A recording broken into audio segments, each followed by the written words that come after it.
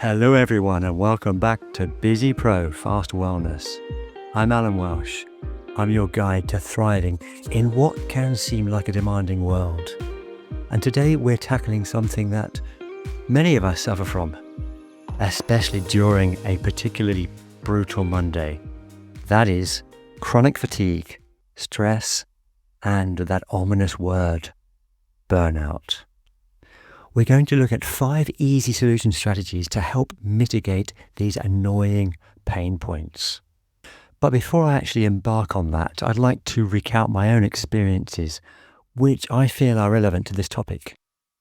So for years, I prided myself on my capacity to push. For example, 20 years ago, as a serious runner, a dedicated peripatetic music professional rushing around different schools in Brighton in the UK, I equated busy with productive and tired with successful. That was just my default mindset at the time. Now, fast forward to just before the COVID era, for example, so it's not that long ago. I was still juggling a demanding teaching schedule. I was going beyond the call of duty, trying to maintain my trumpet practice as well and gigs, as well as staying fit. I was investing, obviously, quality time in my marriage and still fitting in a full social life. Now, it all got a bit too much, I'll be honest. And I'm sure that many of you can relate to this when you just feel completely overwhelmed.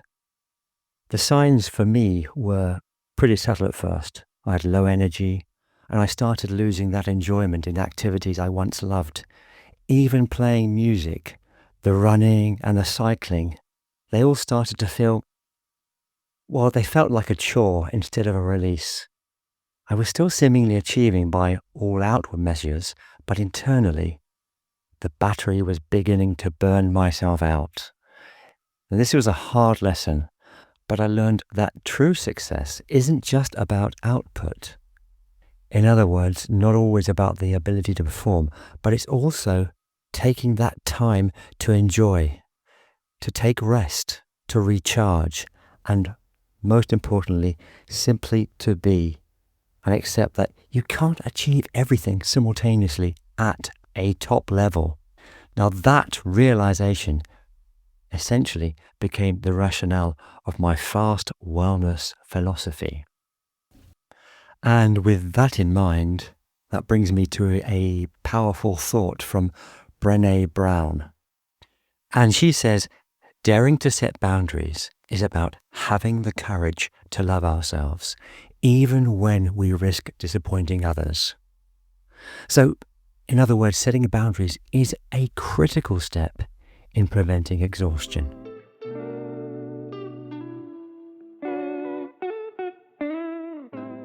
So, strategy number 1 is really about micro breaks, and I'm calling this the power of the pause. Now, this isn't just about grabbing a quick coffee. It's about intentionally hitting that reset button, because our brains aren't designed for sustained, intense focus for hours on end. Research on ultradian rhythms, in other words, short period rhythms, suggests our bodies and minds naturally cycle between high focus and low alertness every 90 minutes or so. Pushing through these natural dips leads to fatigue. So the fix is every 60 to 90 minutes, take a 5-minute break, stand up, stretch, look out of a window, move around, or you can simply close your eyes and focus on your breath. And we've talked quite a bit about that in the past, in previous episodes. So this allows your brain to recharge, improving focus and reducing the mental fatigue that leads to burnout. Think of this as a pit stop for your mental engine.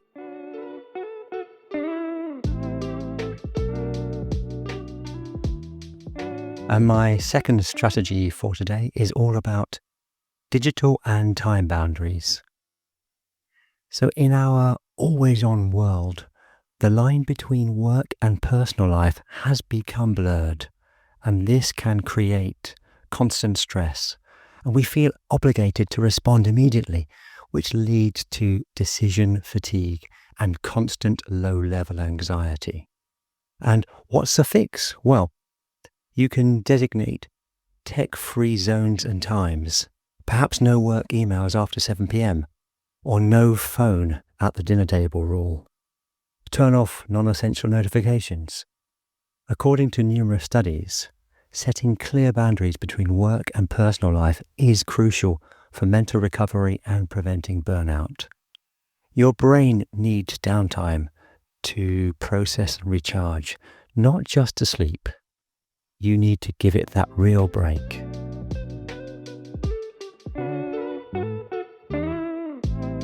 And for strategy number 3, let's talk about mindful movement bites. Now, you know I'm a big fan of fitness, but if you've listened to many of my previous episodes, you should also know by now that you just don't need a full hour at the gym to counter that sluggishness and that stress. Sitting for prolonged periods contributes to that fatigue and that poor circulation. So the fix here is to integrate small bursts of conscious movement. Easier said than done, I know. Once you get into that state of mind, you tend to forget, but I often set an alarm to do this. So you take the stairs instead of the elevator. Do a 5-minute walk around the block during a call. Perform a few dynamic stretches between each task. So research consistently shows that even short bouts of physical activity can significantly improve mood, reduce stress, and boost cognitive function. It gets the blood flowing, it releases those endorphins and breaks the monotony that leads to mental exhaustion. And my 4th strategy is the absolute bedrock. Prioritize non-negotiable sleep. Now, this isn't a luxury. It's a fundamental biological need.